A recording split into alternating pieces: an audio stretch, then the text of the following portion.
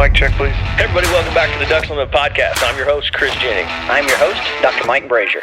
My name is John Gordon. I'll be your host. And I'm your host, Katie Burke.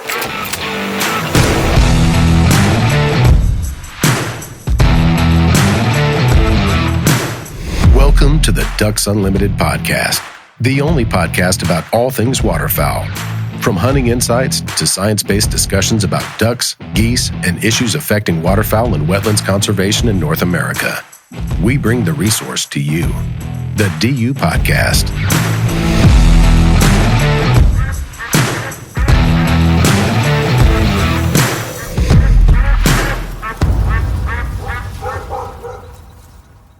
Hi, everybody. Welcome back to the Ducks Unlimited Podcast. I'm your host, Katie Burke, and today I have a very special guest, wildlife artist Joe Hoffman. Hi, Joe. Welcome to the show. Thank you. Thank you for inviting me. I also forgot a very important title, 6-time winning federal duck stamp. Yeah, I guess. It seems bizarre to me. It doesn't seem like I've been doing it that 6 years, much less have won 6. So. Yeah, it has to be more than that because it's like 3-year break between. Well, it's actually a 4-year break. You can't enter the next 3 contests. Okay, so yes, the 4-year break. From the day you win, it's 4 years before you can win again. Yeah, that's great. So your brother hit 6 first last year, right? Yeah, the little... little brother, right? He's the little brother, yes. Yeah, and then before that was Maynard Reese. He'd been 5. Maynard, yeah, he won 5. And then I think is there a bigger drop off after that? I can't remember. I haven't, no one ever keeps looking back that far. I'm not sure. I know there's at least one person who's won 3 times, but well, your other brother. Well, that's true. Yeah. He's one of them. Yeah. All right, so. When I usually start this podcast with someone who hasn't been on, one of the things I like to talk about is kind of like how you got into your love for the outdoors, yours particularly with art. Like, how did that all begin as a kid and like how to get to where you are? So I'm going to do this a little different because I know with your background, your parents had a big influence, but both separately in their own way. So what was that like growing up in Minnesota, and kind of where did it all kind of start for you? Well, as long as I can remember, art was a thing in the house. My mom was an artist, was a commercial artist before she was married. And then she started having us kids. There's 7 kids. Right. And you're the oldest, right? No. Oh, you're not the I have oldest. 2 older brothers. Oh, okay. Yeah. You're just the oldest artist. Well, you have also a sister, too, that's an artist. And a sister who's an artist. And my oldest brother is the only one of the brothers who actually went to art school. Oh, really? He went to the MCAD, Minneapolis College of Art and Design. Okay. And for a few years.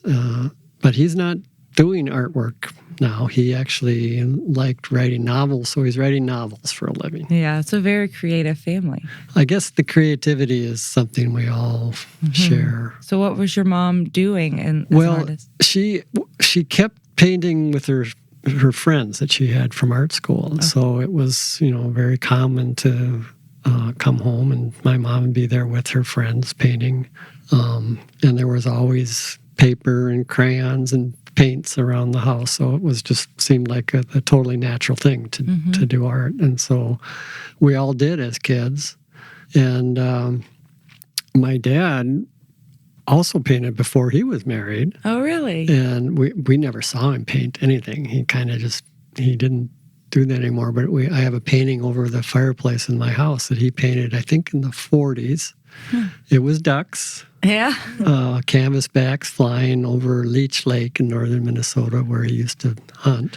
And, kind of a realistic painting. And he and my mom painted a few paintings together, also of ducks. So art and ducks were always a thing. Yeah. And my dad collected duck stamps, which was how we learned out about duck stamps and really the whole conservation message that they contain. Right. So it all just seemed like a very natural thing to us growing up. Right. I don't paint anymore, but I try to make my house with my kids very art friendly. And and I don't know if they'll ever like it, but I do this thing where I cover the whole, we do it on rainy days, but we do it on other days too. We cover the whole dining room table with a big piece of I think they use that kind of paper to like make bulletin boards. And I tape it down and then I just throw materials on the table. Well, that sounds like the way we were. My grandfather actually was a salesman and sold labels for like canned goods and things like that. So we had these huge sheets of paper. They had, green beans and corn on the other side, but the blank side was just kind of laid out in a large canvas. You just kind of let them go. Yeah. And like even when they were little,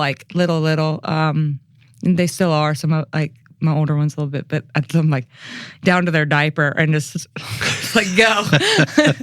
It's like we can get in the tub after. It's not a big deal. Sounds like a good recipe for some abstract art or something. They ended up painting themselves usually by the end. Exactly. Well, that's art nowadays anyway. You see enough of that. That's true. Which we'll talk about a little bit later. But I went to grad school in Philadelphia, so I went to an art school there, and I saw a lot of that. Yeah, and I've tried I do a few other things with them, but I kind of like, I don't know. Art was always something that was a part of me. I don't really paint anymore, but it's still like something that's with me, and I do it as a career, and I collect. As a curator, I'm always around art, so I found just a different avenue to go about it. But so that explains a lot with your mom, like. And it's kind of refreshing to see that it impact, like that part of her kind of just naturally came to all of you. So your dad, you mentioned hunted. So was that always also a part of your childhood? He hunted during our childhood. He hunted just about every year, I think.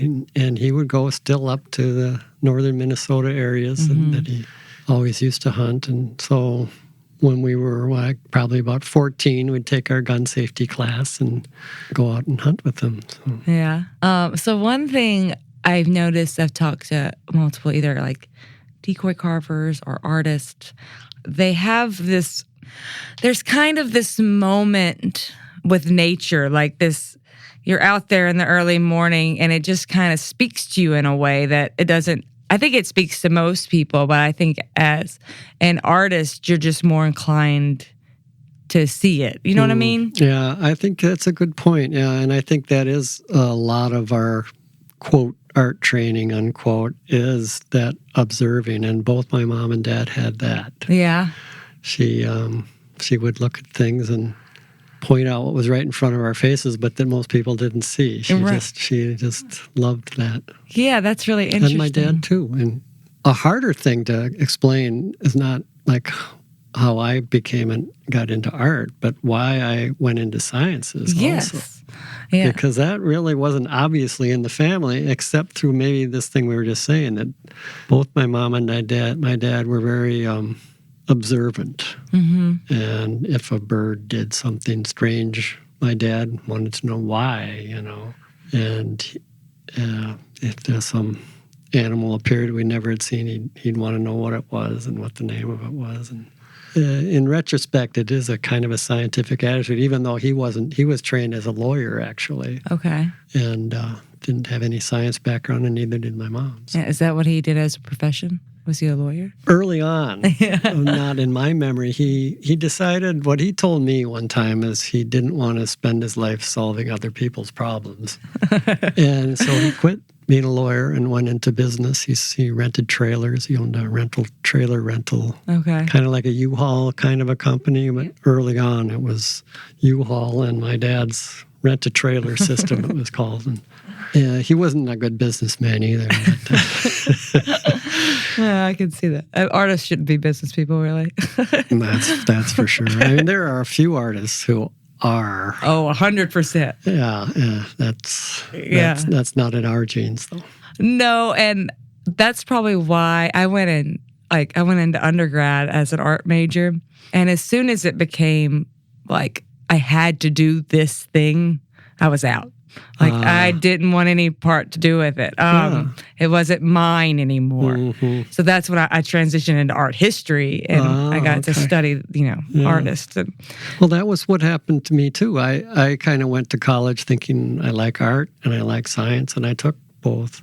And then I decided, you look at what people do with art training, and nobody does what they want. You might become a commercial artist and be drawing chairs or fans or something, and not stuff you want to do. So I thought I'd rather just keep the art for myself, do what I want to do, and I can do science for a living. Worked for a little while. Worked for a while. Yeah, nature came calling in more ways. So you end up being a physicist, right? You're technically a doctor, Joe Hoffman. Aren't you? That's true, yeah. And when did you go to UPenn? I went there, as a postdoc. Okay, that's where you did your postdoc. Yeah. Okay. PhD was from the University of Michigan. Yeah, why? Okay, I could understand. Like, you go into physics, though, so you would think it would have been like biology or something of that. Why physics? Something about the basicness of physics attracted me. I wanted to understand truth, I guess. I wanted to get to the bottom of what is all this. And I mean, in art, there are more parallels than I think I used to see between the approaches. Like I guess when I was talking about my mom and my dad being observers, and that's what science is about. And I think that it's that same trying to understand what it is kind of attitude. That, like questioning. In both, yeah. Yeah. And in art, you definitely, at least the kind of art, wildlife art, and probably all art of all kinds, but obviously in wildlife art, you're trying to capture what you really are seeing, what the essence of what you are seeing is. And it seems very scientific, actually, now I'm saying. Yeah, no, I can see that. So what made you decide, so I'm guessing at some point you're getting less interested in it, and then you're wanting to go back.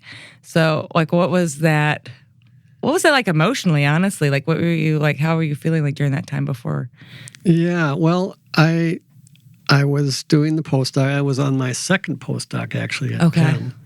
I liked research in that kind of university environment, but you can't keep doing that forever. Okay. The next thing is you become a professor, but from my experience of what professors do, the majority of what they do seems to be writing grants and running a group and, teaching, which I never liked teaching, actually. Yeah. And not so much the actual research. And, and I probably would have gone that way, except that I started to enter the duck stamp contest because of my brother's encouragement. And when Jim won the stamp in 89, I think it was. I think so. It was like, actually, this can actually be done. But still, I started doing it just to start painting, because I had I said I wanted to do it as a hobby and do what I want. Well, I wasn't doing it at all. Yeah. I was like, how long did you stop painting? Well, probably 10 years at least. Okay, yeah. And I always thought I would. Yeah, I always imagined, I know the but feeling. it was always going to be like, well, next weekend maybe I'll get some of this stuff out. Which is why it was important that the duck stamp contest has a deadline. Yeah, besides that's being true. A small painting and a pretty well prescribed, here's what I'm going to do. I'm going to do a spectacled eider or whatever the duck was that year. And it got me going to do it. And so I was still a postdoc at Penn, and I won the contest. And that changes most artists' lives in general. Yeah, especially at the time. I mean, then you win, and then you're off to visit the president in the Oval Office, and you're Who was off president in 91? It was senior or Senior. Senior, Yeah. And going to art shows, which I went to, even though I didn't have anything to show. I mean, right, because you didn't have anything else. Yeah, I didn't have anything. I never had sold a painting before. Wow. I mean, the first painting I ever sold was the winning duck stamp. Yeah, entry. that's a hell of a first painting. Yeah, it was a weird thing, and actually I did continue to work at the time for about a year, but I'm kind of not a multitasking kind of person at all in the first place, and so I finally just said, well, do the artwork, full time. That you said, like, having the deadline, I could see that too, because I don't know how many times I would get excited about a painting and I'd start and then I get bored and I just... Right. Yeah, but having that deadline, I assume, like, that kind of really kind of keeps you... Forces you to focus on what needs to be done and actually finish it, Yep. In this case, you don't sign it because it's a contest, but still, effectively, you sign off on it. Yeah, that's... So, yeah, you work for another year. Do you stay in New Jersey or do you move back to Minnesota pretty shortly? I was there for, that was 91 when I won. And we moved back in about 96, so about 5 years. Yeah, because your wife is still working there, too. Yeah. And then she left her job and was a consultant, so she could be wherever. And then it was like we were free to... And so we weren't really intending to stay there for very long in the first place. I mean, we bought a house in about 1990, and we're there for, about... Must have been... 89. We were there for about 8 years, and we never put curtains on the windows or, bought a dining room table or any of those things, because it was always like, okay, well, we're going to live here for a while, but we never really moved in, it seemed like. And she's from Minnesota, too. No, she's not at all. No, she's from India, actually. Oh, really? I didn't know that. So she was, but y'all met in Minnesota? In Michigan. Oh, Michigan, yes. In graduate school, yeah. Yeah, so how does she feel about Minnesota? I mean, now I guess fine, but at first was she like... she loved it. She's from the mountains in India, up in the Himalayas. Oh, really. wow. So, in a way, she is more used to cold than I was. I mean, she, it doesn't get that cold where she grew up. It was a little lake up in the Himalayas, and... But they didn't have central heating, so we were just there actually in January, and it was in the 30s, I think. And her brother was walking around with bare feet everywhere he was going. And there's sort of acclimatized to the cold, I guess, in a way that we aren't. So. Yeah, I don't know. My husband moved to Tennessee, so he's from Massachusetts. So, and I grew up in the middle of nowhere, Mississippi Delta. So. Oh, really?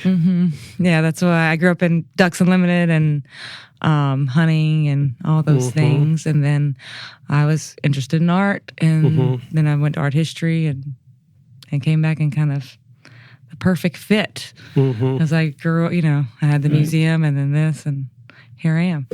So cool. Yeah.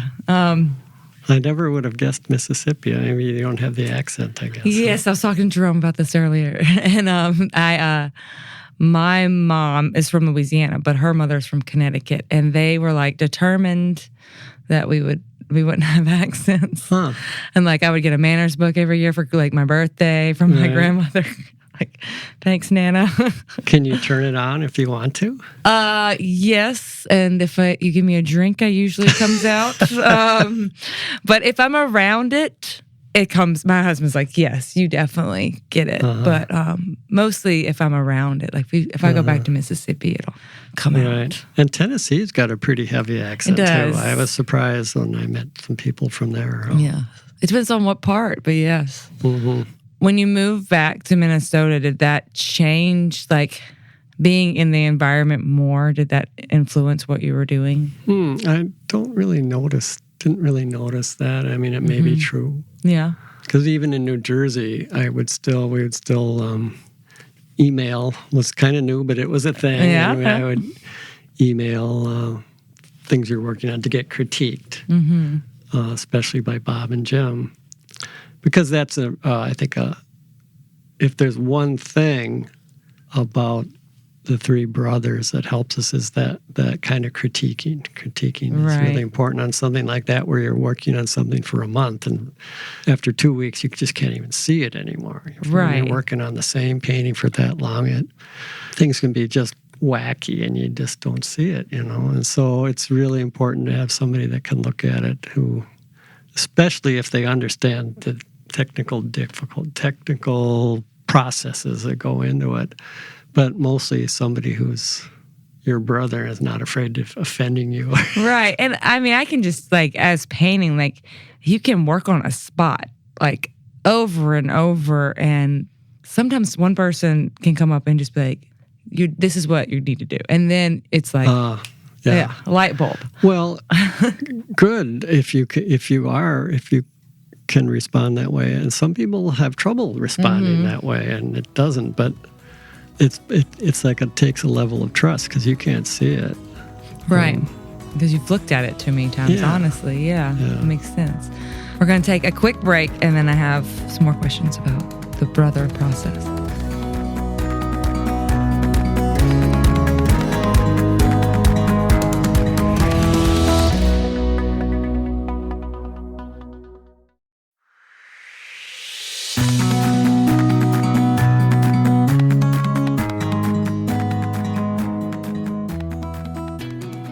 So you talked a little bit about that critique, the importance of that critique. And I'm assuming, if you're doing over email, I'm guessing when you did move back and you can actually see each other's paintings in purpose, that probably made a huge difference. That does help, yeah. Yeah, because just the color. Especially for color, Yes. Because, you really can't judge a lot about color once you've scanned something in or photographed something and sent it. You don't know how the camera saw things and how the internet translated things and how your monitor said and their so you can't count on that. But the thing which I think is important with a lot of artistic fields, like it seems whenever I talk to a lot of decoy carvers, particularly gunning decoy carvers. I don't know if you know many of them, but like Cameron McIntyre and these guys, they often say, Marty Hansen's one of them. Like they often say that relationship with other carvers is so important that.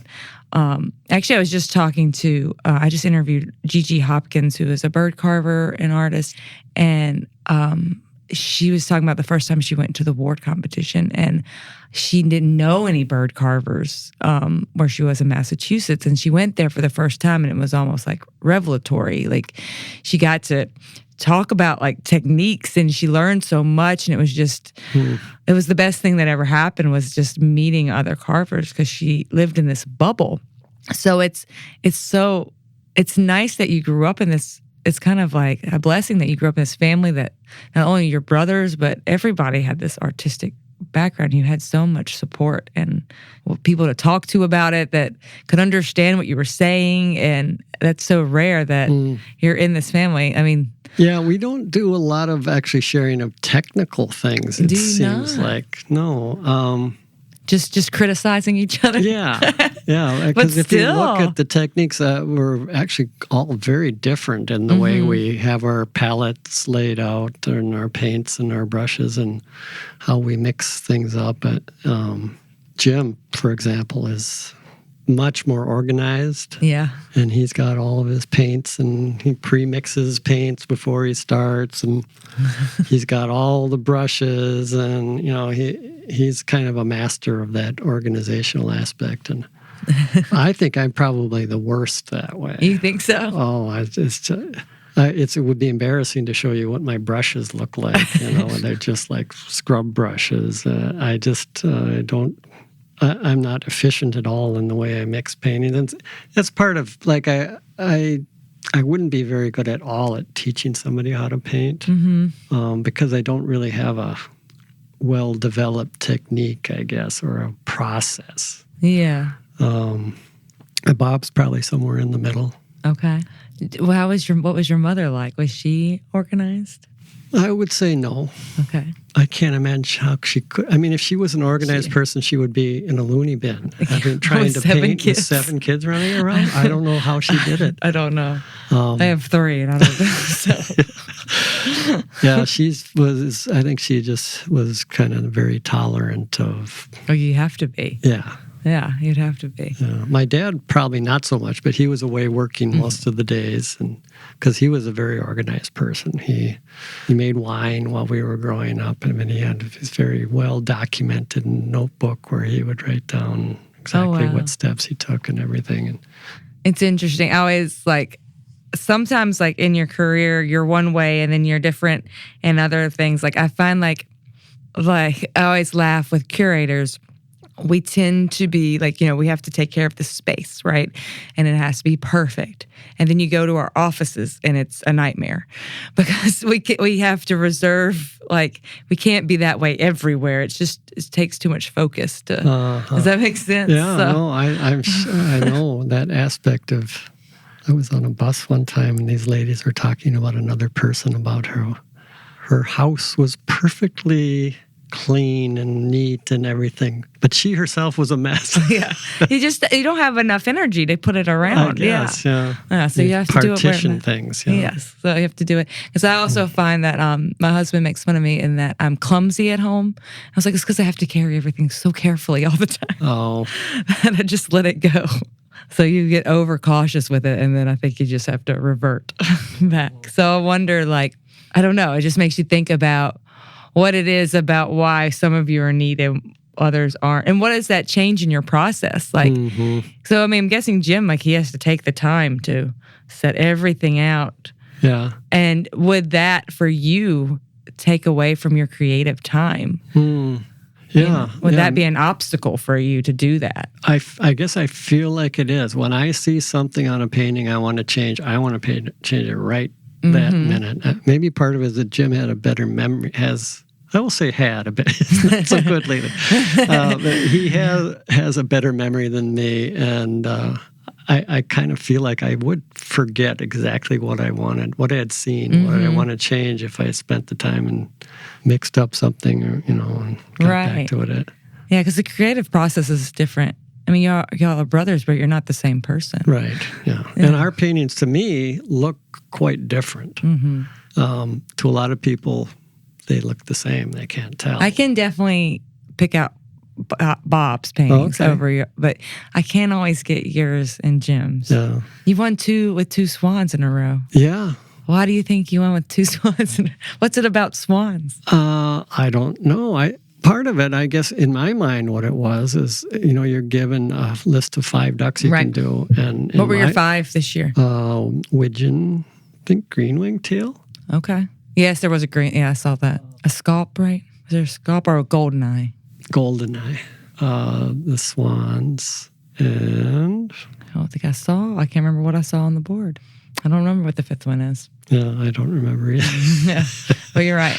But I guess my process would be to think what could win the contest. I mean, I'm always thinking what could win the contest. But there's so much impact with a white bird. And yes, that's so many ways you can go to depict it with the color and the shadows and everything. That's the one thing I always have to describe to people who don't paint or are not artistic or know anything about art. It's like, white's not just white. Right. White's the most complicated of all. You don't paint a swan with white paint. No.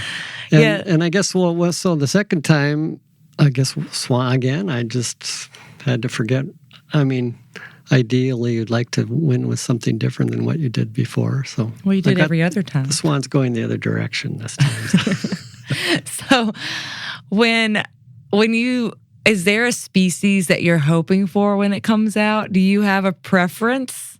I guess there are some that I would rather paint than others, definitely. Although, the first time I won, I thought spectacle lighter would be the most striking. Of course, I had no spectacle lighter reference. Right, yeah. Had to end up, I had a photo of a mount of a Barrow's Goldeneye that I shot in Alaska, a female Barrow's Goldeneye that I liked and thought would make a nice stamp design. So I started with that and turned it into a spectacle lighter by looking at 1,000 photographs. Right, yeah. And then the second time I won, they were at that point in this program they had of trying to get every duck depicted on a duck stamp. Okay. They realized at some point they had almost all of them, so they started having that be the primary one goal. of them. And by the time it was 2001, there was only one duck that had never been on a duck stamp, and that was the black scoter. Oh, really? Oh, I can see that.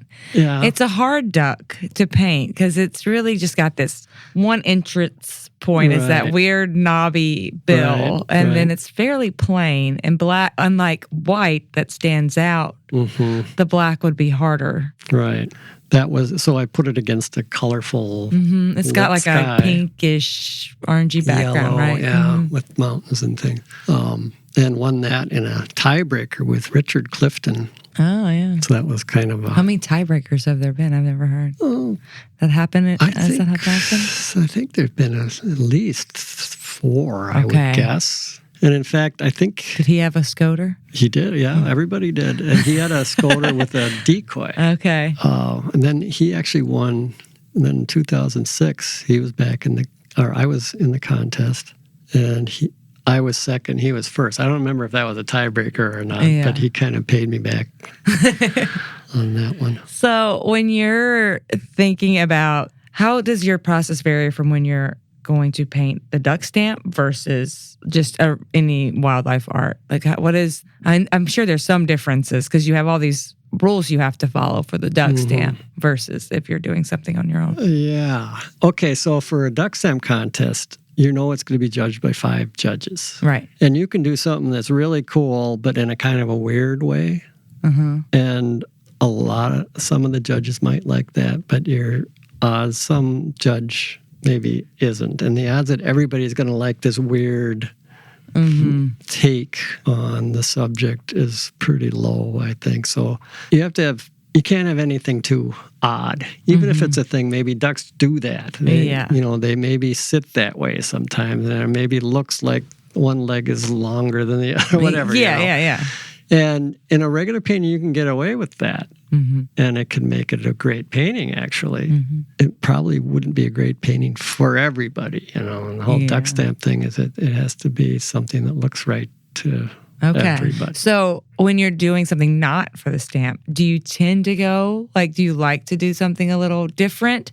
Just because you like to stretch those legs a little bit? Yeah. Just to kind of, because you have to do another stamp. So. Right. Yeah. No, I do. I think I do. I mean, I would think just to kind of keep the artistic juices burning. Yeah, you got to keep it interesting. Yeah. So when you're going through that process of selection of what species, you said earlier when you're in Jersey, obviously you were doing more like with the Scoter, you didn't have, or the speckled otter, you didn't have a representation. Do you now have basically a representation of everything you might choose from? I mean, now you don't have to worry about them doing every species, so you don't have to be so strict with it. But not as much as I would like. I mean, I probably have, 10,000, 20,000 photos. I take a lot of duck pictures. I mean, I was just up in Manitoba about a month ago and taking duck pictures. But there are still things I don't have. I don't have spectacled eider still, and I've never seen one in the wild. You have to go to that island outside of Alaska St. somewhere. Lawrence, and I didn't really have a whole lot of tundra swan recipes. Tundra swan reference. Right. Yeah, that would be a harder one as well. We see a lot of them, but they're where we live. They're flying over at high altitude. I guess there's places you can go on Mississippi River and see them. Okay. I just haven't done that. But anyway, I did have a lot of trumpeter swan reference. Okay. So for the tundra swan painting, I designed the painting based on trumpeter swans and then went in and changed them to tundra swans. Okay. Do you use taxidermy at all? If I can find good taxidermy. Okay. I got a tundra swan in there that I don't know what to do with. If you. Oh, well, maybe I'll have to get my iPhone out. And someone donated it to us, and it's huge. And I was like, I don't know what to do with this thing. It's so big. Really? We have it in the it's just in my closet. I'll have to take a look. Really? It's less so because you're doing painting, I would assume, because I was talking to Cameron, I mentioned him earlier, and he does these beautiful carved dead mounts now that I think he just does them for commission now. And he says he goes and shoots the ducks and then pins them to the board. And he keeps them in a freezer in his studio, and he pulls them back out and he goes, by the end, I don't want to pull it out of the freezer anymore. It doesn't stay forever. And says, we've done that too because taxidermy, it's hard to find a good taxidermist and who you could actually work with and say, no, I want the wings a little more like that or whatever, so we'll freeze ducks and then take them out and hold them up or the various parts. Just to get the feathers quite like how you... Yeah, and the positions of the wings. And it doesn't last forever. When I went to Alaska in, I think it was 88, I did get some black scoters. Put those in the freezer. Mm-hmm. So it was 2001 when I had to paint the black scoter because that was the only one in the contest. And I pulled that out.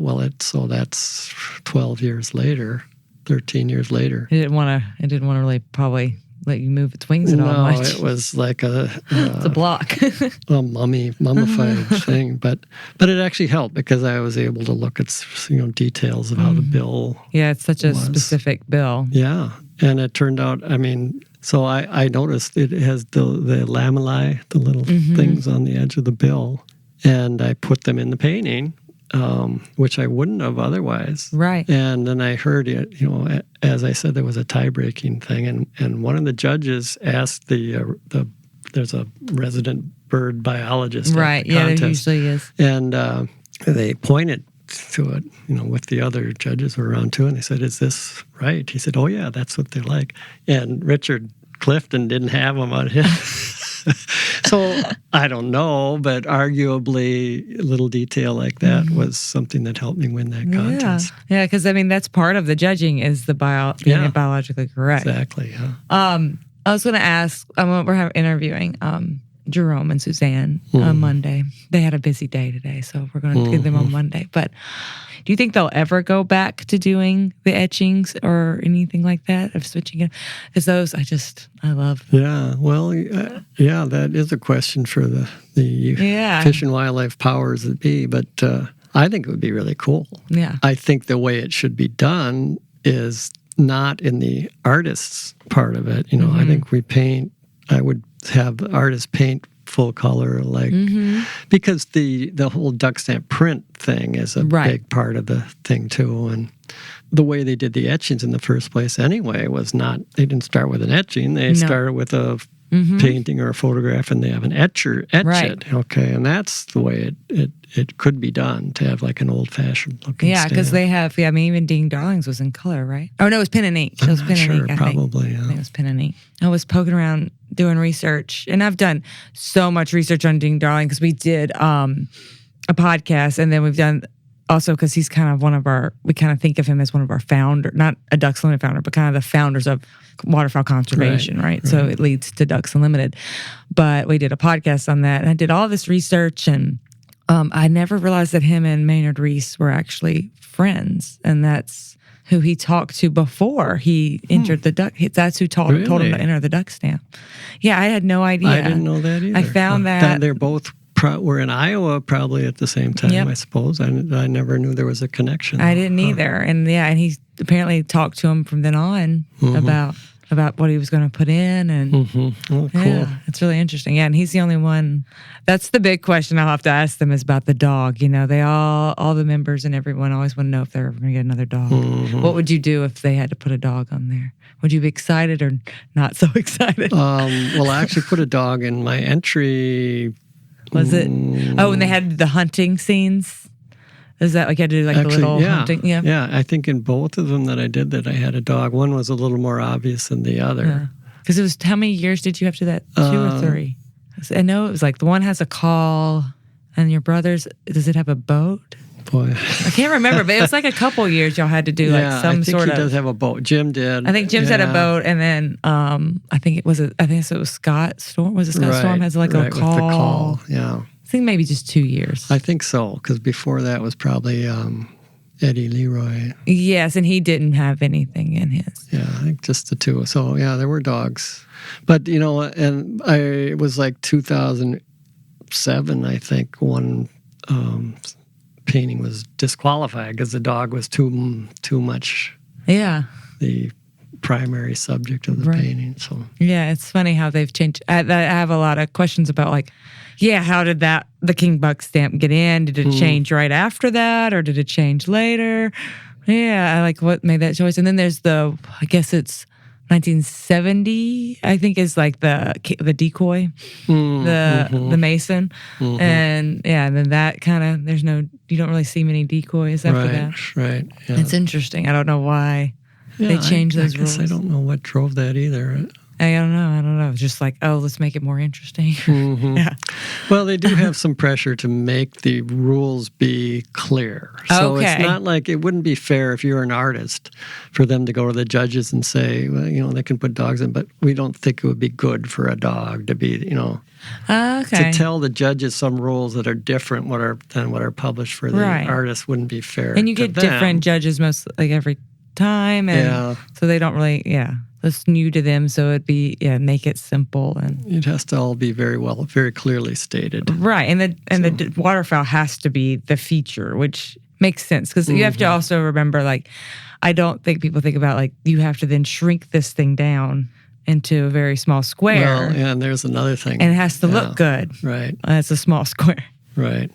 Like it's 1 by 2 inch, right? I think, or maybe less. I thought there was a half an inch in there. It might be somewhere, less. but- I think. Yeah, it might be less than that because it's small. So you're taking what it is, 7 by 10. 7 by 10, and then that has to go down to that size. So you have to think about that. Yeah, and that's another thing that's different between doing a regular painting and a duck stamp painting is you have to think about that. Mm-hmm. How much does that play into their judging, do you think? Like, do they look at it that way? As you say, every judge is different, but they do give them reducing glasses to actually look at them and see what it looks like smaller. Yeah, you mean, I would think you'd have to because, because not everything's going to look good small. Mm-hmm. It would change. It's just like, if you print something out, like even like when that always drives me crazy. Like if you like their original painting and then they turn it into a print, like sometimes they don't even get the color right from there to there. Yeah, it's hard. It's hard to do. So you would have to think about it that way because it's just going out to that maybe. Yeah, I've seen a lot of really nice paintings, even in the junior duck stamp contest, which I judged not too long ago. There were some really nice ones, but if you imagine them small, you wouldn't really see anything. And someday, that makes sense. How is that judging have you done that before, or is that the first time? Many times, yeah. No, it's a lot of fun. Yeah. Get lots of ideas. Yeah. You think they come up with stuff you wouldn't think of just because they're young? Yeah. Oh, yeah. Yeah. But, things you can't use like neon colors. Right. Well, I wonder how much that has to do with also, because a lot of these kids are being taught by like their art teachers or whoever's with them helping them along this process. I wonder if like they're not necessarily getting the guidance that they need to get all the way there too. Yeah, it's hard because another thing that you run into a lot, which is totally understandable, they're kids, they're learning, and one way to learn is to copy, and a lot of them will copy things from other artwork, other duck stamps, or photos that have been published and that kind of thing, which they can't do for the contest. But as a learning tool, it's probably a really good thing. So. Yeah. I mean, that's how I learned to paint. They, my art teacher would just have like these, they wouldn't have this now because they have the internet, but I had we would have this wall of pictures and books and things we could go through. Right. And she would whatever medium we were working in, because you would graduate up. Mm-hmm. I don't know, the end was to finally get oils. Right. And then, but we would just pick from there and we'd go through it. And, we could interpret it different ways, or she'd encourage us to do different things, but we would just pick through this giant thing of, like magazines and go from there. And then as we got older, we got more creative about where our stuff came. But I started with her when I was 4th grade. Oh, yeah. Yeah. And you're just picking whatever cute animal you want to draw at that age. I was I just really wanted to draw horses for a really long time. She never would let me. But are you ever tempted to paint these canvases on the wall here? I wonder if he would let me. They drive me crazy. I told him we're in the studio and Joe is referring to all of the sound things. I don't think you ever see them, audience, because they picture back here. But Chris lives in a padded room, looks like. They just look. He's added more. I feel like just.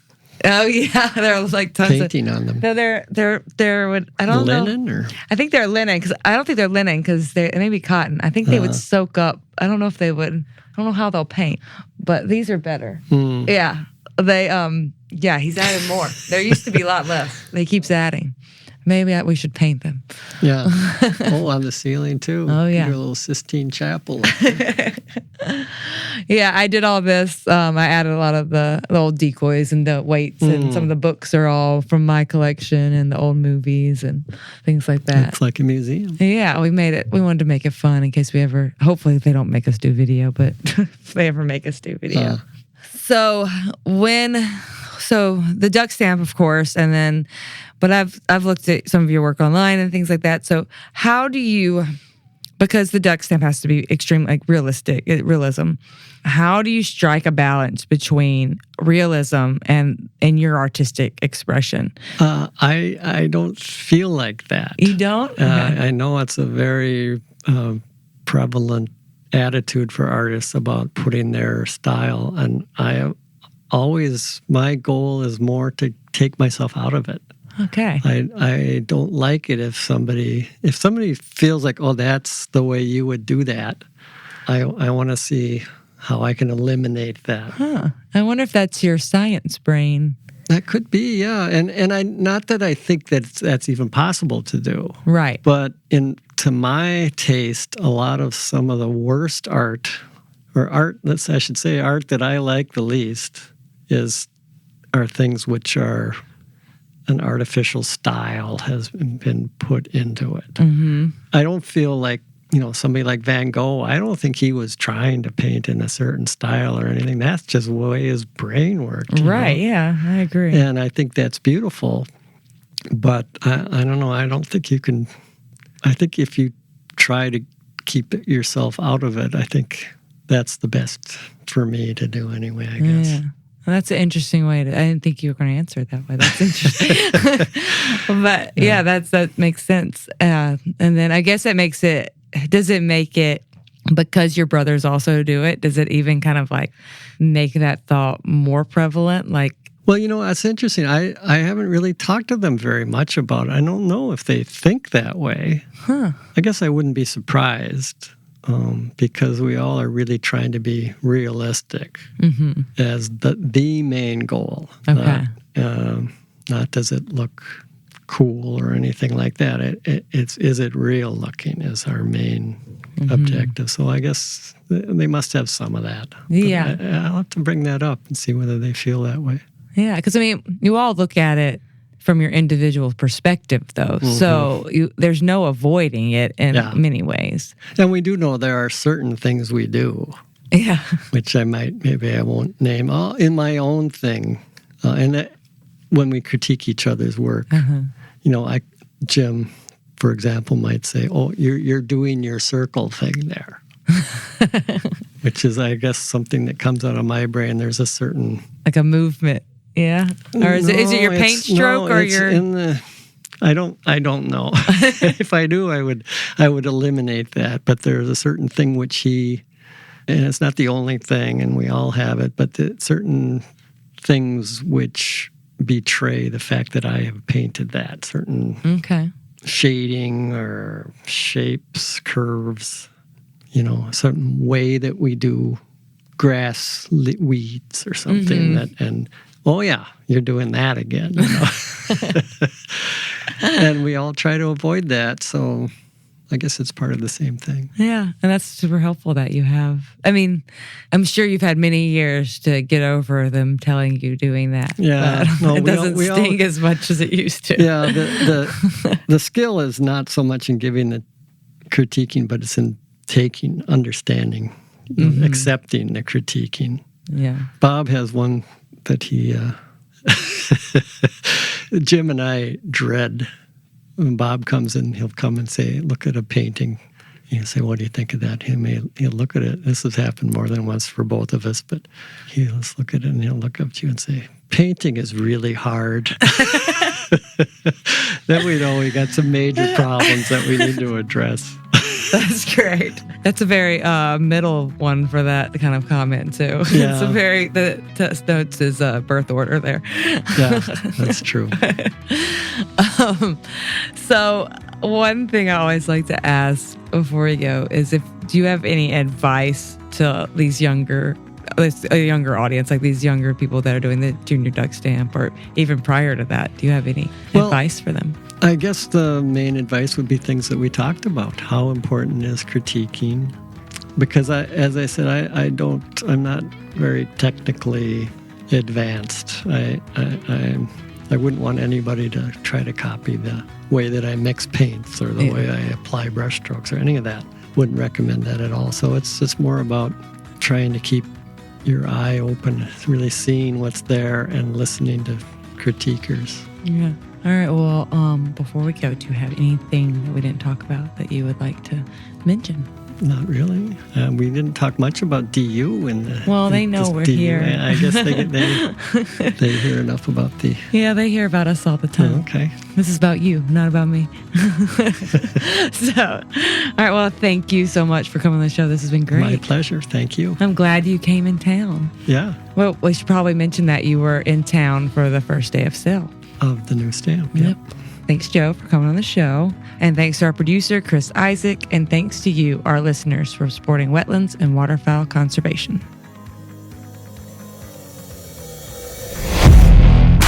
Thank you for listening to this episode of the DU Podcast.